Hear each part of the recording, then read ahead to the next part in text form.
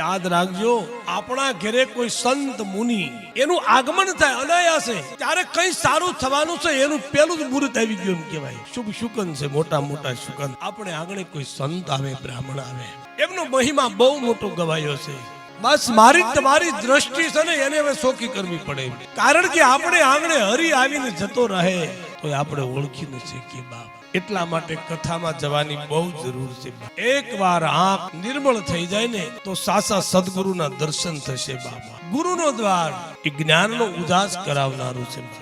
એવો શુભ સમય આવ્યો છે ત્યારે વ્યાસજીના શિષ્ય જે સૂત પુરાણી કથા સૂતજી આવ્યા છે, એના આગમનથી મુનિઓના મુખારવિંદમાં આનંદ અને પ્રસન્નતા વ્યાપી બાપ. વિચાર કરો, એક સંતની ઓળખાણ અહીંયા શિવ મહાપુરાણમાં કરે છે કે સંત એ છે કે જેનો પગ પડે દરેકના હૈયામાં આનંદ થવા લાગે, પ્રસન્નતા વ્યાપી જાય, કોઈનું મુખ ઉદાસ ન રહે. કારણ કે સંત એ હોય જેની સમદ્રષ્ટિ હોય, એનો કોઈ વાલોય ન હોય, એને કોઈ દવલોય ન હોય.